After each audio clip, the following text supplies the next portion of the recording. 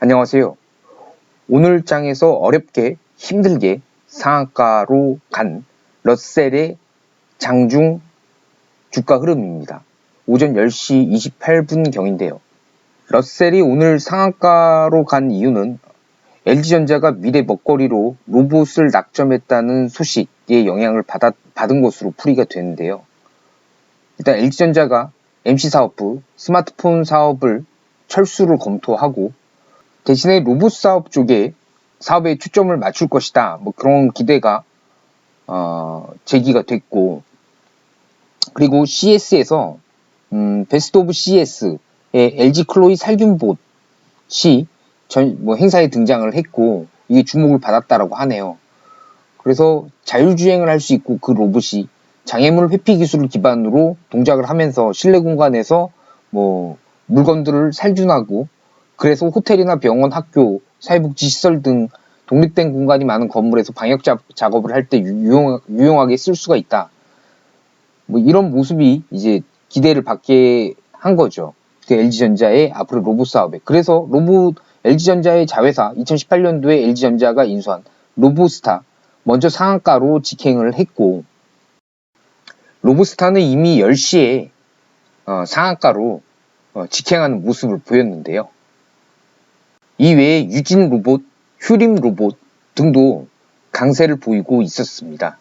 근데 10시 35분쯤 지나고 나니까 러셀이 15% 선에서 왔다 갔다 하다가 18% 정적 발동이 걸리게 됩니다. 급등을 하게 되죠.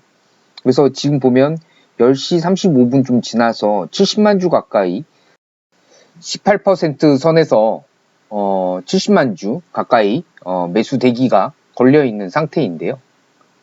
어쨌거나 굉장히 힘들게 등락을 반복하다가 20% 윗선에서 있다가 또 아래로 또 내려갔다가 굉장히 오랫동안 18%, 20%대를 오르고 내리고 하면서 결국에 러셀은 상한가에 안착을 했죠.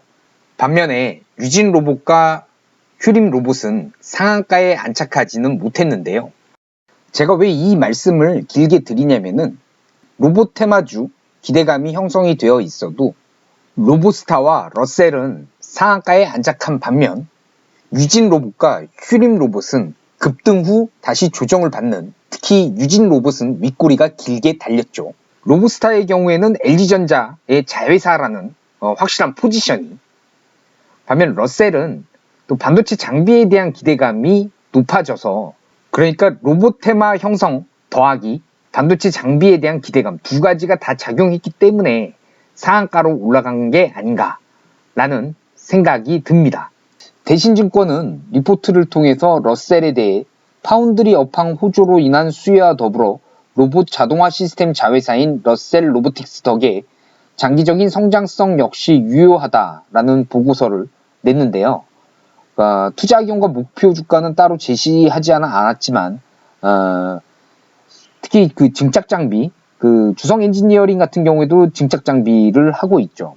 증착 장비에 특화된 중고 장비 업체라고 합니다. 이게 중고 장비니까 주요 고객사로는 SK 하이닉스, DB 하이텍 이런 국내 회사뿐 아니라 소니 등 해외 기업들도 확보했다고 하는데, 주목을 하고 있는 건 뭐냐면 미국의 중국 반도체 기업 제재로 인해서 중고 시장에서 거래되는 8인치 장비, 좀 8인치 장비면 옛날 장비죠.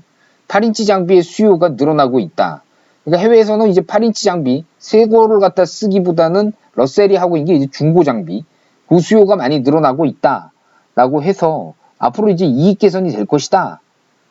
이런 전망을 갖다 내놨다고 합니다. 특히 차량용 반도체의 경우에는 물량 부족 현상이 심해서 향후 8인치 장비 분야에 러셀의 수혜를 볼 확률이 높다라고 대신증권은 내다봤다라고 하는데요.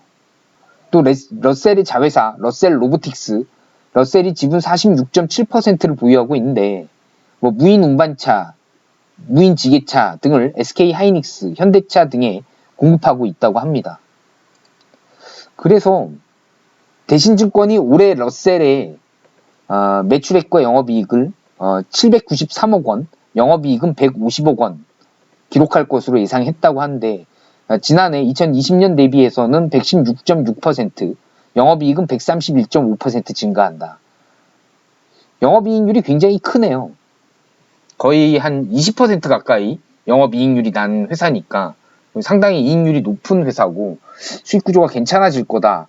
그래서 이런 것들이 작용을 해서 오늘 상한가에 안착을 한 게 아니냐.